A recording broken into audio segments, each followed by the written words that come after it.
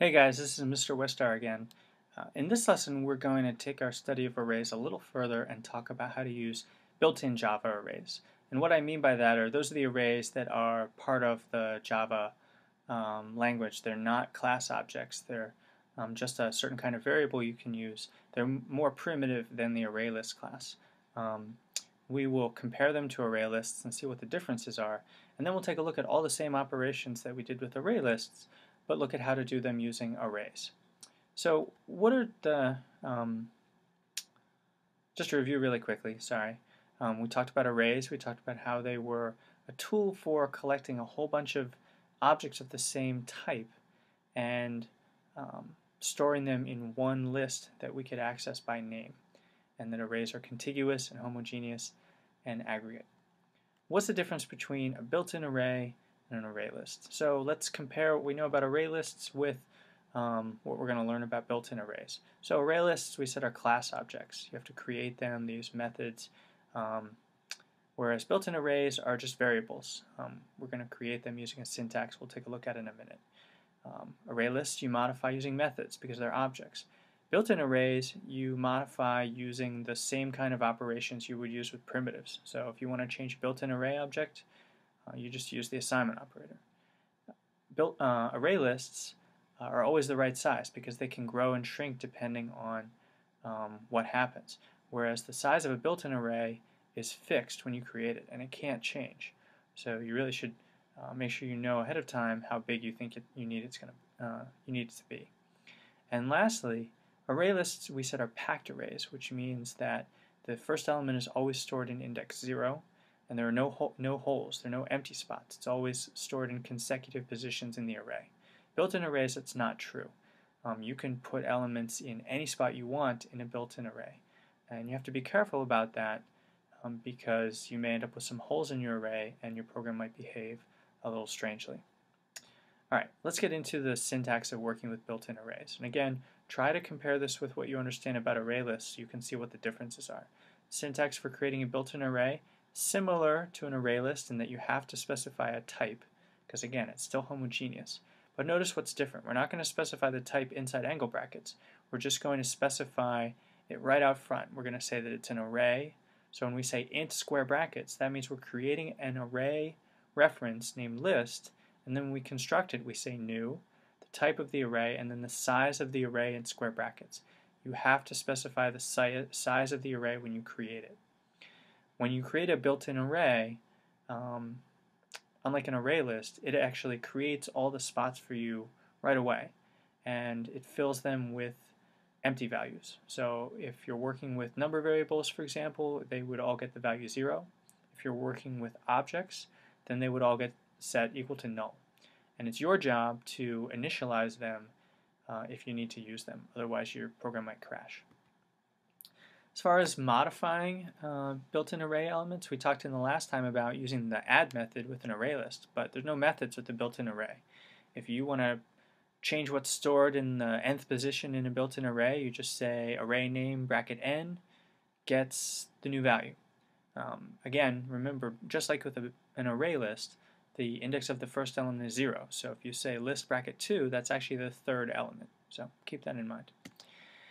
If you want to access a built-in array element to modify it or to print it or assign it to something, whatever you want to use it for, again, use the same syntax.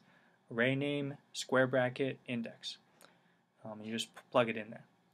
Again, make sure you use a valid index here everywhere. If you use an invalid index, you actually get a runtime error and your program will crash. As far as removing goes, we'll get to this slide. It's a little strange. It's not a packed array, and so you can't really remove something from an array because it's not going to change its size. So most people, when they work with built-in arrays, they just kind of ignore that part. You can, if you want to, set that element equal to 0, or whatever 0 equivalent would be for your type. Or if you really want to, you can make your object or make your array into a packed array and manage it that way. And we'll take a look at that later in this unit. Here are a couple of other array operations, not methods, remember, but things you can do. If you want to find out how big your array is, you say array name.length. And I just wanted to go over real quickly how you can resize a built-in array. I know I said that you can't change the size of a built-in array, but you can make your program change the size of an array if you need to. It's not terribly complicated, but you do have to follow a couple of steps. First thing you have to do is to create a new temporary array with the right size, usually bigger. Then what you have to do is use a loop to copy everything from the old array into the new array, presumably in the same spots in the new array. And then what you do is you just say old array gets new array. And what that does is it takes the old array variable and points it at the new array object. And that has the effect of resizing your array, because now your old array variable is pointing to a bigger array. Alright, let's take a look at some of those things in code.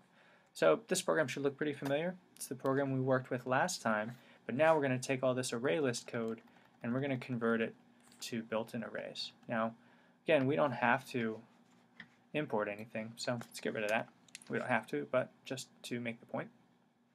Now, the code for creating our array, we're going to say that we're going to create a string array called names, and it's going to be a new string. Again, we're not using parentheses. We're going to put the size of the array in square brackets. And then if I want to put things in my array, I just have to use that square bracket notation again. So we'll say name0 gets Roger. I can't type in this lesson. Names1 gets Marcy. And names2 gets Ben. Accessing an item in an array, if I wanted to print out the second element, I could just say print bracket 1. Again, we're not really going to remove something from the array. If I really wanted to, I could say names bracket 1 gets the 0 equivalent for a string, which would be the empty string. And then as far as printing a whole array goes, there's no easy way to do this. If we run our program right now, it'll compile, but you're going to end up with something you don't really like. Yeah, how about that? That's great.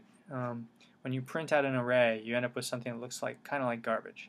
And so the way to actually print out an array is you have to use a for loop. So let's just see how that works. We're going to create a for loop with an index variable starting at 0.